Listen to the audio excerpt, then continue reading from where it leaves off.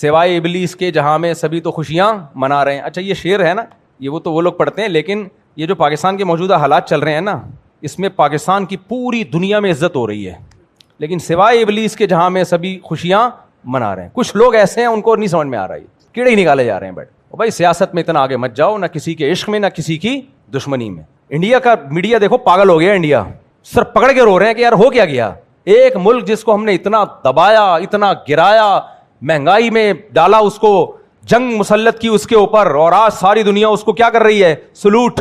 اب تو میم بننا شروع ہو گئی ہیں. ایک میم آئی ہے بڑی زبردست, ایک آدمی آرمی چیف بنا ہوا ہے پاکستانی نا, ٹوپی پہن کی ہوئی ہے. ہاں ملیشیا سے کوئی پھڈا چل رہا ہے تمہارا, ابھی ٹائم نہیں ہے میرے پاس, میں ذرا ایران کا مسئلہ نمٹا رہا ہوں, ابھی ٹائم نہیں ہے. بڑا زبردست میم بنائی ہے اس نے. سعودی عرب بادشاہ کا فون آیا, واللہ ہادا واللہ پریشانی, واللہ ٹینشن ایران. اس نے کہا آج اتوار ہے, چھٹی والا دن ہے, پیر کے دن رابطہ کریں آپ. یہ بھرم ہے پاکستان کے بھائی. ابھی ڈونلڈ ٹرمپ کہہ رہا ہے بھائی بتا اگر ماروں, ابھی ایران پہ اٹیک کروں, بڑکیاں میں نے بہت لگا دی ہیں, ٹویٹ بھی کر دیا ہے, ماروں, لیکن ڈر یہ بھی ہے کہ وہ بھی مارے گا پھر. تو جناب حافظ صاحب ذرا بتائیے. حافظ صاحب کہہ رہے ہیں ادھر ٹھہر جائے, سسرال سے میرا فون آیا ہوا ہے, مجھے ذرا کام سے جانا ہے, تو قرآن خوانی نمٹا کے آ رہا ہوں میں. کل 5:06 پہ آپ رابطہ کیجیے, اور ٹائم پہ آنا, ورنہ کوئی گارنٹی نہیں ہے. یہ چل رہا ہے پاکستان, پہلی دفعہ اتنی عزت ملی ہے بھائی. سوائے ابلیس کے جہاں میں سبھی تو خوشیاں منا رہے. لیکن کچھ لوگوں کا دماغ خراب ہو گیا ہے, کچھ صحافی ایسے ہیں پاگل ہوئے ہیں. ابے تو ڈونلڈ ٹرمپ اور ان کی پہلے سے ملی بھگت تھی, ابے یہ تو پہلے سے گیم کھیلے ہوئے تھے انہوں نے, بس کر دو یار. انڈیا کو دیکھو کیسا بوکھلا گیا ہے, وہ پاگل ہو گیا انڈیا. یہ جو ہم نے جنگ جیتی ہے ہندوستان سے, پھر اور بھی محاذوں پہ ہم جنگ لڑ رہے ہیں, وہ بھی جیت رہے ہیں الحمدللہ. اور سعودی عرب ہماری طاقت کو دیکھ کے ہم سے اتحاد کر رہا ہے حرمین بچانے کے لیے, اور بہت سارے ملک ہم سے رابطہ کر رہے ہیں.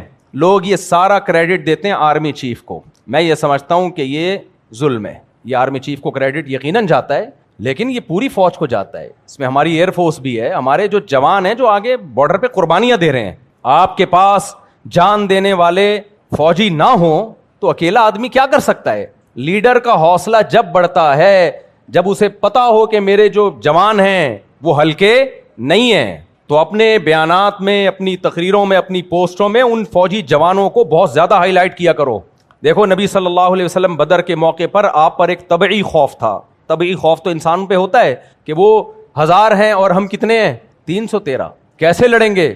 ایک انصاری صحابی کھڑے ہوئے, عرض کیا یا رسول اللہ, ہم وہ لوگ نہیں ہیں بنی اسرائیل کہ جب طاقتور دشمن دیکھا بنی اسرائیل نے تو موسیٰ علیہ السلام سے کہا اذهب انت وربک فقاتلا انا ہاہنا قاعدون, آپ جاؤ, آپ کا رب جائے, لڑے, ہم یہیں بیٹھے ہوئے ہیں. یا رسول اللہ ہم وہ بنی اسرائیل نہیں ہیں کہ طاقتور دشمن کو دیکھ کے بھاگ جائیں. آپ ہمیں آگ میں چھلانگ لگانے کا حکم دیں گے تو بھی ہم چھلانگ لگا لیں گے. نبی صلی اللہ علیہ وسلم کو کیسا حوصلہ ملا ہوگا یہ تقریر سن کے. تو جو بھی بھائی فورسز کا لیڈر ہوتا ہے, چیف ہوتا ہے, نیچے والے لوگوں میں دم ہوتا ہے تو اس میں بھی دم آتا ہے.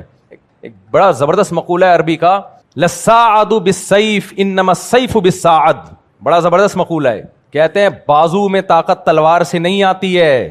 نہیں آئی سمجھ میں, اللہ کرے کھوپڑی شریف میں آ جائے. بازو میں تلوار کی وجہ سے طاقت نہیں آتی, تلوار کے لیے بازو کا مضبوط ہونا ضروری ہے. تلوار کسی کام کی نہیں ہے اگر اس کو کسی کمزور ٹی بی کے مریض نے پکڑا ہوا ہے, کسی عورت کے ہاتھ میں ہے, وہ کسی کام کی نہیں ہے, اس سے گائے بھی ذبح نہیں ہو سکتی. تو بازو مضبوط ہوتا ہے تو پھر تلوار طاقتور. تو یہ جو ہمارے جوان بارڈر پہ لڑ رہے ہیں اور بے تحاشا قربانیاں دے رہے ہیں, ان کے حوصلے ہیں, ان حوصلوں کی وجہ سے سربراہوں کا بھی حوصلہ بلند ہوتا ہے. تو یہ کریڈٹ ان کو بھی جانا چاہیے, بلکہ ان کو تو زیادہ جانا چاہیے. بہت قربانیاں دی ہیں, اس کے بعد جا کے یہ حالات ہوئے ہیں. جو فورسز کی قربانیاں ہیں وہ میڈیا پہ آتی نہیں ہیں. پوری دنیا اپنی فورسز کی قربانیوں کو ہائی لائٹ نہیں کرتی ہے. اس میں خطرہ ہوتا ہے کسی کی حوصلہ شکنی نہ ہو, قوم کا امیج, قوم کا جو حوصلہ ہے مورال ڈاؤن نہ ہو. لیکن حقیقت یہ ہے کہ بہت قربانیاں دی ہیں, اس کے بعد جا کے یہ حالات ہوئے ہیں. تو کچھ اچھے دن دیکھنے کو مل رہے ہیں.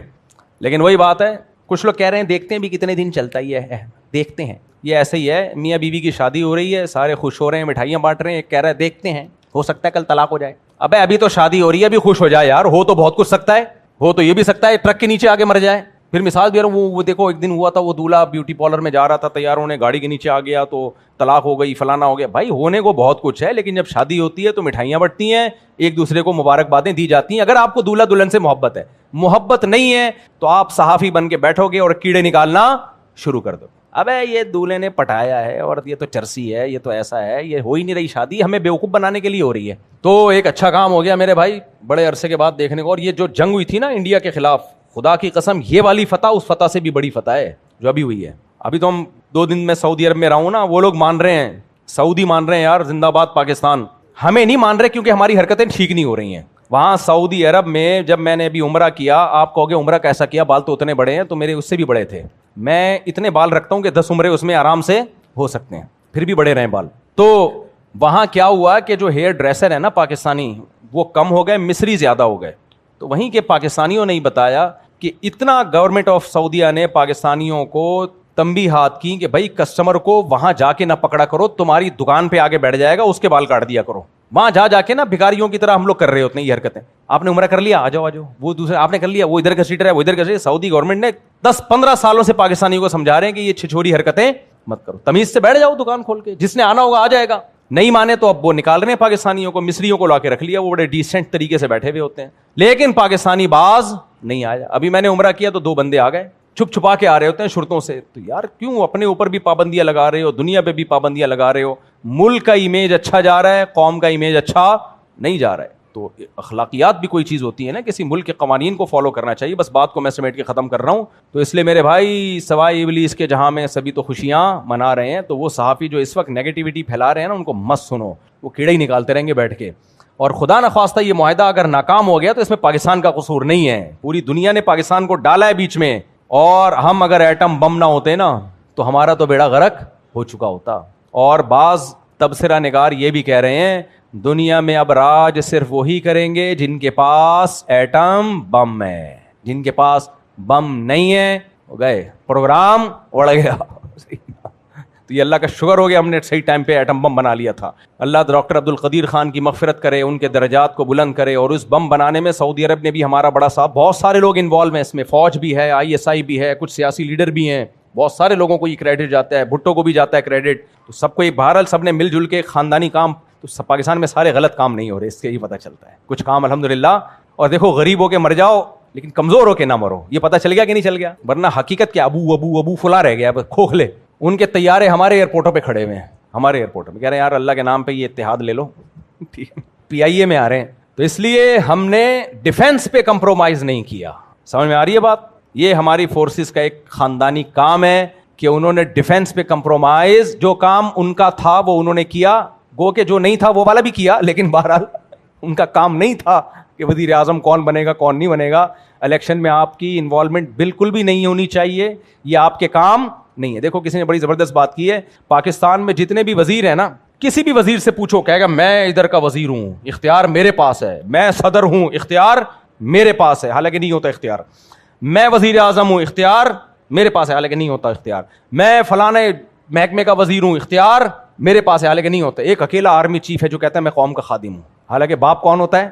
وہی سب کا باپ ہوتا ہے. تو اب یہ غلط ہے صحیح ہے, یہ ایک الگ بحث ہے, لیکن بہرحال کام خاندانی ہو رہے ہیں پاکستان میں, اور ہمیں اس پہ شکر ادا کرنا چاہیے. پوری دنیا رابطے کر رہی ہے, پوری دنیا ہمیں ہماری طرف للچائی ہوئی نگاہوں سے دیکھ رہی ہے. ایران میں جھنڈے لہرائے جا رہے ہیں, پاکستان زندہ باد کے نعرے لگ رہے ہیں. حضرت مفتی عبدالرحیم صاحب نے چند دن پہلے بیان دیا تھا کہ نوبل انعام جو ہے یہ جنرل عاصم منیر کو ملنا چاہیے. تو لوگوں نے بہت نیگیٹو کمنٹ کیے کہ یہ سرکاری پٹھو فلانے. اصل میں بات یہ ہے کہ اپنے ملک سے محبت کا جو بھی اس وقت دعویٰ کرے گا نا, تو اس کو لوگ درباری سرکاری ہی کہیں گے, کیونکہ کھوپڑی کیا ہو چکی ہے, خراب ہو چکی ہے. یار اگر ہمارے سربراہ کو نوبل انعام اور ملنا چاہیے, ہم انڈیا کی اس سے زیادہ ٹھکائی لگائے سکتے تھے, ہم نے 2 گھنٹوں میں بس لگا کے بند کر دیا اس کو, ورنہ اور بھی مار سکتے تھے.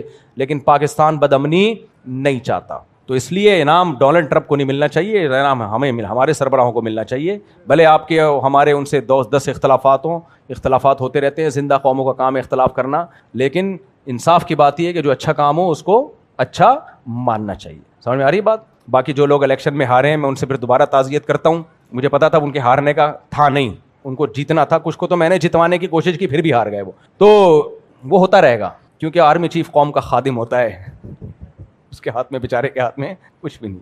خیر بہرحال تو اللہ تعالیٰ سمجھنے کی عمل کی توفیق عطا فرمائے. وما علینا الا البلاغ.